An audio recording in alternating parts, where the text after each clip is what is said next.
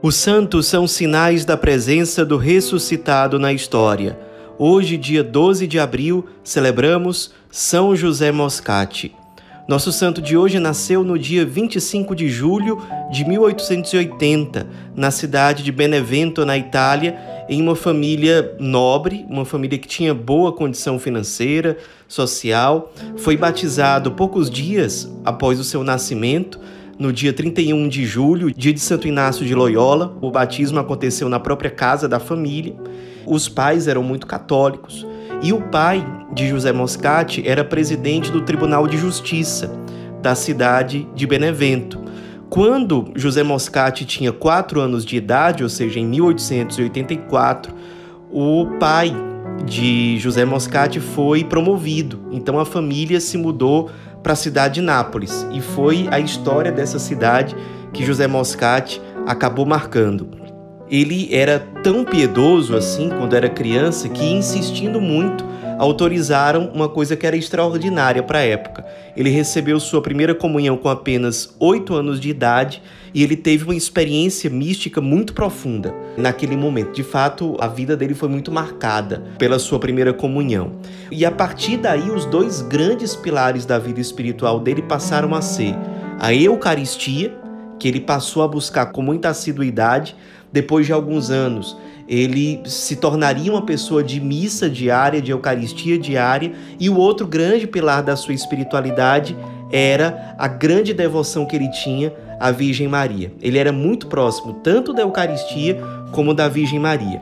Aos 17 anos de idade surge um outro grande pilar da espiritualidade dele, que era o amor aos pobres, aos enfermos, às pessoas mais sofredoras. Ele via claramente o Cristo nessas pessoas mais marginalizadas, mais esquecidas, e ele passou a ter várias experiências de cuidado com as pessoas pobres, com as pessoas marginalizadas, com os enfermos, especialmente com aqueles que tinham doenças mais graves. Então foi crescendo no coração dele o desejo de se consagrar a Deus servindo aqueles irmãos. Então, com 17 anos de idade, com esse intuito, ele que não tinha, assim, o impulso, a inclinação de ser sacerdote, nem de seguir a vida consagrada religiosa, mas com 17 anos de idade, ele decidiu fazer um voto de castidade perpétua, muito ligado ao desejo de se consumir inteiramente pelos mais necessitados, pelos mais pobres. Ele, por essa época, já era muito ativo na vida paroquial, era muito solícito ao pároco, às necessidades em geral da paróquia. Foi percebendo cada vez mais como os prazeres do mundo são efêmeros, são passageiros, e foi direcionando a sua vida, pela graça de Deus, para as coisas que não passam. Um acontecimento que foi muito importante na vida dele, para ele descobrir qual era a vocação que Deus tinha para ele, foi quando o irmão dele, chamado Alberto, passou a ter constantes ataques de epilepsia e ficou com uma situação de saúde bem grave. Então, José Moscati, a partir desse momento, passou a dedicar várias horas do seu dia nos cuidados ao seu irmão Alberto. E ele foi se interessando sobre como encontrar meios de ajudar de forma mais eficaz o seu irmão diante daquela situação. E aí ele descobriu o chamado, a inclinação para a medicina, diante desse cuidado que ele tinha para com o irmão que estava doente. Então ele ingressou na faculdade de medicina e logo ele se destacou muito pela inteligência, pelo empenho, pelo zelo nas pesquisas, pela competência na hora de cuidar dos enfermos. E ele era muito motivado por essa caridade ardente. Por ter uma caridade ardente a Deus, aos irmãos necessitados, ele tinha uma grande motivação de se dedicar à faculdade de medicina, aos estudos, à pesquisa, ao seu aprimoramento enquanto médico. Ele concluiu a faculdade. No ano de 1903, ele concluiu o seu doutorado e passou a trabalhar num hospital em Nápoles chamado Hospital dos Incuráveis, onde eram tratados os enfermos que tinham situação considerada incontornável, eram doenças consideradas incuráveis, e era ali que ele trabalhava. Nesse mesmo ano de 1903, o irmão dele morreu. Foi uma ocasião de tristeza muito grande para ele, mas ele acabou canalizando essa dor pela perda do irmão no serviço aos mais necessitados, sobretudo naquele hospital. Ele acabou em pouco tempo se tornando diretor de uma das alas desse hospital e sempre foi muito reconhecido pela sabedoria em aliar ciência e fé. O conhecimento da medicina com o serviço aos enfermos, muitas vezes sendo instrumento de Deus para trazer consolação espiritual para aquelas pessoas que ele cuidava, que muitas vezes não tinham o que fazer, mas morriam em estado de graça. Morriam com uma paz de espírito muito maior do que aquela que eles tinham ao ficarem enfermos. Então, São José Moscati fazia questão de ter contato com a família, de criar vínculos com os doentes. Ele acabou sendo considerado uma espécie de pai espiritual dos enfermos que ele atendia. Tamanha era a proximidade, o zelo, a sensibilidade, a compaixão, o cuidado que ele tinha com cada doente. Também foi muito importante a atuação de São José Moscati em 2 momentos muito dolorosos na história da cidade de Nápoles. Primeiro foi em 1906, quando aconteceu a erupção do Vesúvio. Muita gente sofreu, ficou doente, perdeu parentes, muitos morreram. E outra ocasião foi 5 anos depois, no ano de 1911, quando houve uma explosão de cólera na cidade de Nápoles. Nessas 2 ocasiões, José Moscati não só permaneceu firme nos seus encargos, como ele assumiu uma posição de liderança. Ele esteve na dianteira no combate a essas calamidades dentro da cidade de Nápoles. As pessoas sabiam da competência dele e ele tinha um espírito de proatividade, de serviço, que eram extraordinários, e tudo isso fazia com que ele estivesse realmente um ânimo diferenciado para estar à frente do combate a essas calamidades, servindo as pessoas da melhor forma possível.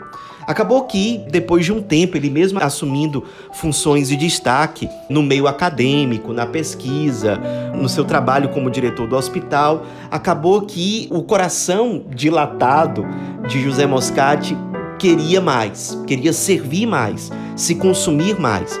Ele sempre foi um médico, um homem de profunda vida espiritual. Na rotina dele, sempre ele encaixava de manhã cedo a missa, comungava, fazia a sua oração pessoal, ia para o hospital. Mas ele notava que ele precisava se consumir ainda mais. Quem ama sempre quer mais, sempre quer se dar mais. Então, ele passou, aos poucos, a atender os enfermos na sua própria casa. Então, ele tinha o seu horário de expediente no hospital, mas ele que queria servir mais, passou a receber os enfermos na sua própria residência. E especialmente, claro, aqueles enfermos que eram mais pobres, que não tinham condição de serem atendidos de forma adequada em outros ambientes. E a compaixão dele diante dos doentes era tão grande que ele passou a doar os remédios, porque muitas vezes ele passava a receita médica, dizia qual era o remédio que a pessoa tinha que tomar, mas a pessoa não tinha dinheiro para comprar.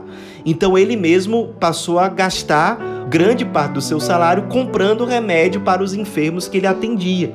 Mais ainda, ele percebia que esses enfermos tinham dificuldades econômicas.